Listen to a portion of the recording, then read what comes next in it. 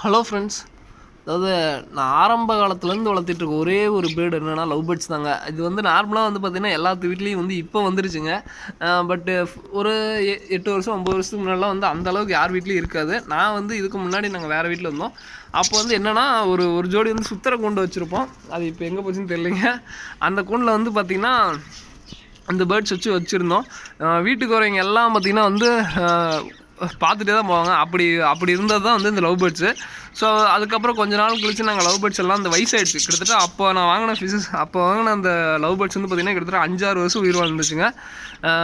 ரொம்ப வருஷம் எனக்கு உயிர் வாழ்ந்துச்சு. ரொம்ப எனக்குலாம் அது அப்போ ஆச்சரியமாக தான் இருந்துச்சு.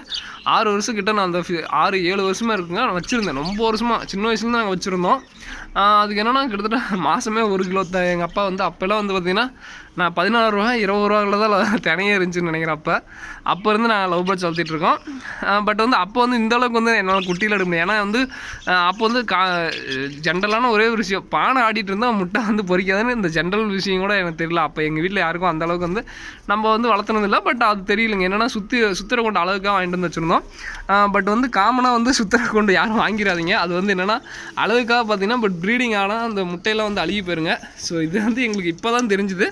அதுக்கப்புறம் வந்து இந்த புது வீட்டுக்கு நாங்கள் கட்டி வந்தோம். அப்போ வந்து நாங்கள் என்ன பண்ணோம்னா, சரி வரவங்க எல்லாம் லவ் பேர்ட்ஸ் எங்கேயும் கேட்டுக்கிட்டே இருந்தாங்க. ஸோ அதனால வந்து ஒரு பேர் வாங்கிட்டு தெரியாதான் விட்டாங்க. ஒரு கண்டினியூஸாக வந்து ஒரு 2-3 வருஷத்துக்கு முட்டையும் வைக்கல, எதுவுமே வைக்கல. சரி ஒரு 1.5 வருஷத்துக்கு எதுவுமே வைக்கல. சரி நம்ம ஒரு பானை சும்மா 2-3 கட்டி விட்டு வைக்கலாம் அப்படின்னு சொல்லிட்டு கட்டி விட்டு வச்சோம். ஒரே ஒரு நாள் மட்டும் எலி சவுண்டு கேட்டுச்சுங்க. என்னடா எலி சவுண்டு கேட்குன்னு சொல்லிட்டு போய் பானையை பார்த்தா வந்து குட்டி பொறிச்சு கிடந்துச்சு. ஸோ அப்போ ஆரம்பித்த இந்த ப்ரீடிங்கு இப்போ வரைக்கும் நிற்காமல் போயிட்டுருக்கு.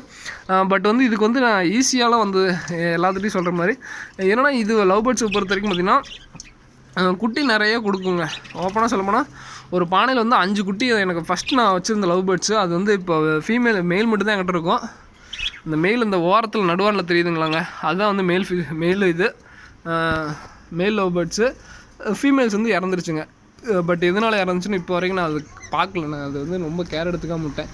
ஏன்னா எனக்கு வந்து கண்டினியூஸாக குட்டி வந்துகிட்டே இருக்கணும், நான் கேர் எடுத்துக்காம விட்டுட்டேங்க. இதுதான் ரொம்ப பெரிய தப்பு பண்ணிட்டோம். ஸோ அதில் விட்டதுங்க. அதில் வந்து 5-6 குட்டி, 5 கேரண்டியே வந்து 5 பொறிச்சிடும். 5யுமே வந்து காப்பாற்றக்கூடிய குட்டிங்க. அது இருந்த வரைக்கும் எனக்கு கூண்டு வந்து டபுள் ட்ரிபிள் ஏகப்பட்ட குட்டியாச்சு. விற்க அப்படியே வந்து என்ன சொல்கிறது, லவ் பேர்ட்ஸ் மழையாக தான் பொழிஞ்சுது. பட் அது லாஸ் ஆன பிறகு பார்த்திங்கன்னா கொஞ்சம் நிறையா அடிங்க. என்னோட இதுலேயுமே லைட்டாக நிறைய அடி பட்டேன். பட் இப்போ தான் கொஞ்சம் ஸ்ட்ரகிள்ஸ்லேருந்து மீண்டுட்ருக்கேன். பட் என்னென்னா அதாங்க ஒன்று செட் ஆகி நல்லா போயிட்டு இருந்துச்சுன்னா நல்லா உங்களுக்கு கொடுக்கக்கூடியதுங்க. இந்த லவ் பேர்ட்ஸ் தொழில் ஆகட்டும், இந்த பிஸ்னஸ்ஸு எல்லாமே அதுதான்.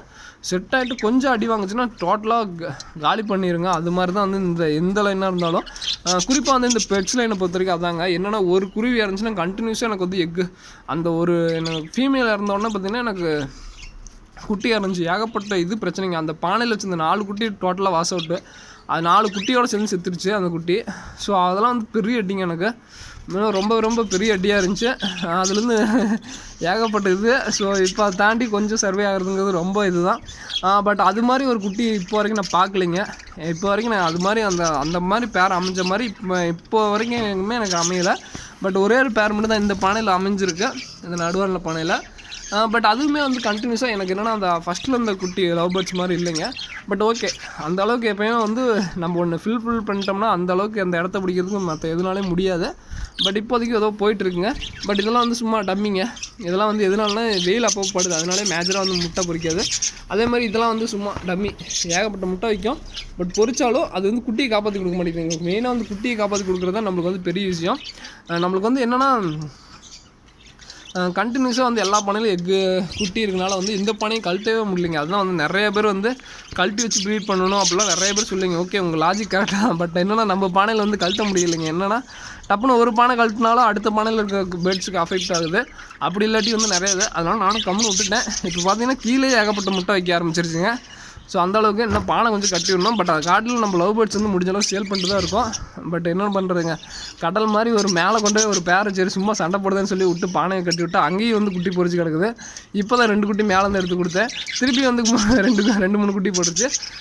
பட் என்னென்னா ஹாப்பியாக இருந்தாலும் ஒரு பக்கம் இருந்தாலும் பட் ஸ்டார்டிங்கில் நம்மளாம் இதுக்கு தான் ஆசைப்பட்டு வளர்த்தணும்.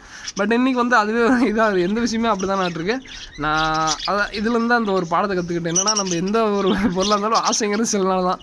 ஏன்னா தினம் செலவு தாங்க மெயினாக இது இப்போ என்னென்னா கிலோவே வந்து பார்த்திங்கன்னா 44 ரூபா 50 ரூபா.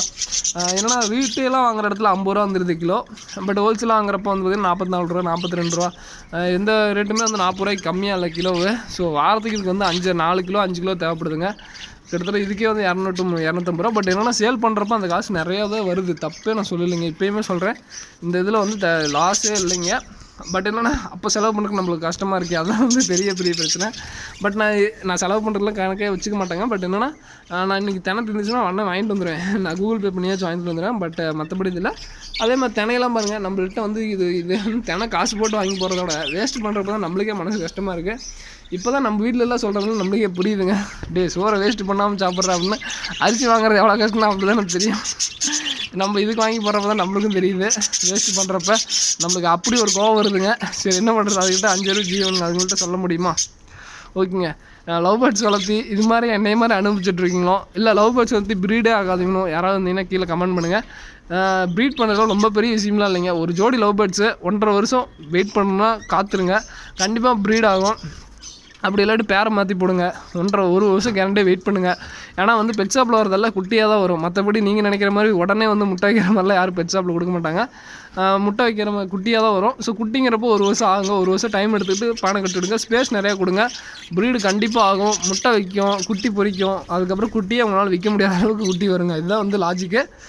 இது மாதிரி நிறையா எனக்கு 2-3 பேர்த்துக்கு நடந்திருக்கு. பட் சில பேர்த்துக்கு வந்து ரொம்ப இப்போ வரைக்குமே முட்டை போடாத அளவுக்குலாம் இருக்குங்க. பட் அதாவது அவங்களுக்கு செட் ஆகிற பொறுத்து தான். ஓகே ஃப்ரெண்ட்ஸ், இந்த வீடியோ பிடிச்சி லைக் பண்ணுங்கள்.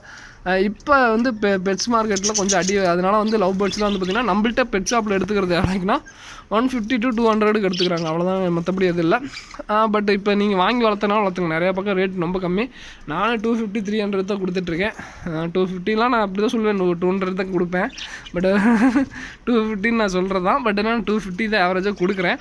இது இல்லை. பட் ரொம்ப யாராவது தெரிஞ்சவங்களுக்கு தான் இப்போதைக்கு கொடுக்குறேன். மற்றபடி பெருசுலாம் கொஞ்சம் காலி பண்ணுங்க. ஏன்னா எல்லாமே ப்ரீடிங் சைஸில் இருக்குது. இதுதான் ஃப்ரெண்ட்ஸ் இன்றைக்கான வீடியோ. இந்த வீடியோ பிடிச்சிருந்து லைக் பண்ணுங்கள், மறக்காம சேனல் சப்ஸ்கிரைப் பண்ணுங்கள். தேங்க்யூ ஃப்ரெண்ட்ஸ், தேங்க்யூ ஃபார் வாட்சிங். மறக்காமல் அந்த கீழே கமெண்ட்டில் பண்ணுவீங்க யாரெல்லாம் அவசரப்படுற யாரெல்லாம் இன்னும் முட்டை வைக்கலன்னு. தேங்க்யூ.